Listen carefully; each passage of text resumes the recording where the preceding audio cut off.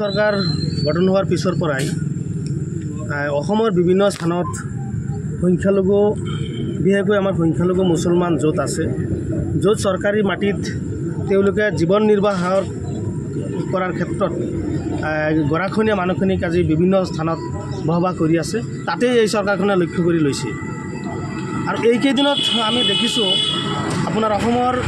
আপোনাৰ দৰঙৰ পৰা আৰম্ভ কৰি বুঢ়াচাপৰিৰ পৰা আৰম্ভ কৰি হুজাৰ পৰা আৰম্ভ কৰি এই যে বিহা কেইটামান স্থানত বিশেষকৈ সংখ্যালঘু এলেকাত যে উচ্ছেদ কৰিলে চৰকাৰে আজিৰ দিনলৈকে কোনো জায়গাত কেৱল দৰঙৰ বাহিৰে কোনো স্থানত কিন্তু চৰকাৰে উচ্ছেদৰ সংস্থাপন দিব পৰা নাই যদি উচ্ছেদ কৰিছে কিন্তু সংস্থাপন দিব পৰা নাই কিন্তু মুছলমান দুৰ্ভাগ্যৰ বিষয় এনেকুৱা বৰষুণৰ মাজত বা পৰীক্ষাৰ সন্মুখত চৰকাৰে পুনৰ গোৱালপাৰাত যেটো আজি प्राय हाजारतকৈ অধিক घर उच्छेद কৰিবলৈ আজি ব্যৱস্থা কৰিছে বা উচ্ছেদ কৰিছে আমি অসম সংখ্যালঘু সংগ্ৰাম পৰিষদে এই চৰকাৰৰ বিৰুদ্ধে বা এই চৰকাৰৰ স্থিতিত আমি কি কৰিছোঁ আমি গৰিহণা দিছোঁ আৰু ধিক্ষাৰ জনাইছোঁ আৰু সম্পূৰ্ণভাৱে এই চৰকাৰখনে মানৱ অধিকাৰ উলংঘা কৰিছে অসমৰ ভাৰতবৰ্ষৰ যেটো গণতন্ত্ৰ ব্যৱস্থা এই চৰকাৰখনে নাইকিয়া কৰিছে মানসিকভাৱে উচ্ছেদ কৰিছে গণতান্ত্ৰিকভাৱে উচ্ছেদ কৰিছে কাৰণ সৰু সৰু ল'ৰা ছোৱালী তেওঁলোকৰ কোনো ধৰণৰ ব্যৱস্থা গ্ৰহণ কৰা নাই তেওঁলোকে স্কুল যোৱাৰ কোনো ধৰণৰ ব্যৱস্থা কৰা নাই তেওঁলোকক আগতীয়াকৈ জাননী দিয়া নাই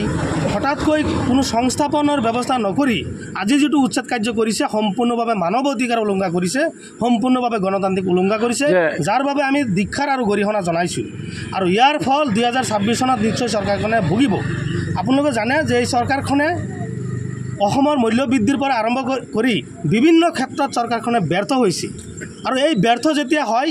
তেতিয়াই আমি দেখিছোঁ সংখ্যালঘু মুছলমানৰ ওপৰত বিভিন্ন ধৰণৰ ভুৱা উৰা বাতৰি বিভিন্ন ধৰণৰ অত্যাচাৰ এই চৰকাৰে আৰম্ভ কৰে যাতে বিশেষ এটা জনগোষ্ঠীয়ে আমাৰ কি কৰে আমাৰ মুছলমান মানুহখিনিৰ ওপৰত যাতে বেয়া দৃষ্টিৰে চাই আৰু 2026 চনত যাতে এই বিজেপি চৰকাৰ পুনৰবাৰ গাঁতি চৰকাৰলৈ আহে তাৰ বাবে এটা কৌশল গতিকে আমি স্পষ্টভাৱে কৈছোঁ এই চৰকাৰখনে উচ্ছেদৰ যেটো প্ৰক্ৰিয়া এই উচ্ছেদৰ প্ৰক্ৰিয়াটো ৰাজনৈতিকভাৱে কি হাতিয়াৰ হিচাপে লৈছে ৰাজনৈতিক ইস্যু হিচাপে লৈছে 2026 চনত মানুহৰ ঘৰে ঘৰে যোৱাৰ কোনো ইস্যু নাই কোনো ধৰণৰ ৰাস্তা নাই যাৰ ফলত সংখ্যালঘু মুছলমানৰ ওপৰত বিভিন্ন ধৰণৰ অত্যাচাৰ কৰি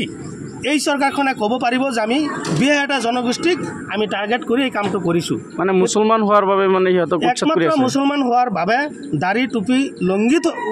হোৱাৰ কাৰণেই আজি আমাৰ মুছলমান মানুহখিনি বিভিন্ন ধৰণৰ এই চৰকাৰৰ অত্যাচাৰৰ বলি হ'ব লগা হৈছে গতিকে আমি এনেকুৱা পৰিৱেশ হৈছোঁ সঁচা অৰ্থত এই অসমত মুছলমান হৈ জন্ম হোৱাটোই আমাৰ ভুল হৈছে আমি মুছলমান হৈ জন্ম হোৱাটোই আমাৰ অপৰাধ হৈছে গতিকে মুখ্যমন্ত্ৰীক ডাঙৰীয়াক আমি আহ্বান জনাইছোঁ যে আপুনি বিশেষ এটা জনগোষ্ঠীৰ মুখ্যমন্ত্ৰী নহয় আৰু যিসকল ব্যক্তিক আজি উচ্ছেদ কৰিলে কোনো ধৰণৰ সংস্থাপন নিদি পেলাই উচ্ছেদ কৰিলে এইসকল মানুহৰো কিন্তু আপুনি মুখ্যমন্ত্ৰী হয় এই মানুহখিনিক আপুনি মুখ্যমন্ত্ৰী হয় সেইখিনি ভূমি কিন্তু চৰকাৰী বোলে মুখ্যমন্ত্ৰী হিমন্ত বিশ্ব শৰ্মাক কোৱা মতে সেইখিনি ভূমি চৰকাৰী আচলতে বেদখল কৰি আছে ঠিক আছে চৰকাৰী মাটি চৰকাৰৰ কোনো ঠাইত কোনো প্ৰয়োজন হৈছে উচ্ছেদ কৰক আমাৰ কোনো আপত্তি নাই কিন্তু সেই মানুহখিনিতো অসমৰ সেই মানুহখিনিতো ভাৰতৰ প্ৰকৃত নাগৰিক যদি নাগৰিক হয় নাগৰিকৰ সুৰক্ষা দিয়াৰ ক্ষেত্ৰত চৰকাৰৰ দায়বদ্ধতা আছে সেইখিনি মুখ্যমন্ত্ৰী ডাঙৰীয়াৰ দায়বদ্ধতা আছে তো মুখ্যমন্ত্ৰী ডাঙৰীয়া যদি সেইটো ক'ব পাৰিছে তেনেহ'লে সেই মানুহখিনিক সুৰক্ষা দিয়াৰ স্বাৰ্থত মুখ্যমন্ত্ৰীৰ কৰোণে কি আছিল যে সংস্থাপন দিয়া কিন্তু আজিৰ দিনলৈকে কোনো ধৰণৰ সংস্থাপন কোনো মানুহক দিব পৰা নাই গতিকে মুখ্যমন্ত্ৰী ডাঙৰীয়াক আমি আহ্বান কৰিছোঁ যে আপুনি বিভিন্ন জাতি জনগোষ্ঠীৰ মুখ্যমন্ত্ৰী হয় আপুনি কেৱল এটা বিশেষ মুখ্যমন্ত্ৰী নহয় জনগোষ্ঠীৰ মুখ্যমন্ত্ৰী নহয় আপুনি একপক্ষীয়ভাৱে মুছলমানৰ মৌলিক অধিকাৰখিনি টাৰ্গেট কৰি আজি মৌলিক অধিকাৰখিনি খৰ্ব কৰিব বিচাৰিছে ইতিমধ্যে আমি গম পাইছোঁ আপুনি অসমৰ বিশেষকৈ মুছলমান মানুহখিনিৰ যিখিনি মৌলিক অধিকাৰ আজি পূৰ্বৰ পৰাই আজিলৈকে আজি আপুনি নাইকিয়া কৰিব বিচাৰিছে যে গতিকে আপুনি যে সঁচা অৰ্থত ক'বলৈ গ'লে আমাৰ মুছলমান বিৰোধী মুখ্যমন্ত্ৰী হয় এই কথাত আমি স্পষ্ট পাইছোঁ আৰু আপোনাৰ বিভিন্ন ধৰণৰ যেটো প্ৰতিক্ৰিয়া বিভিন্ন ধৰণৰ যেটো ভাৱ মূৰ্তি আমি অনুমান কৰিব পাৰিছোঁ যে আমাৰ মুছলমান মানুহখিনিৰ বিভিন্ন মৌলিক অধিকাৰ যাতে আমাৰ মুছলমান মানুহ ইয়াত থাকিব নোৱাৰে বিভিন্ন ধৰণৰ কৌশলে আপুনি অত্যাচাৰ কৰিব বিচাৰিছে গতিকে এনেকুৱা আপুনি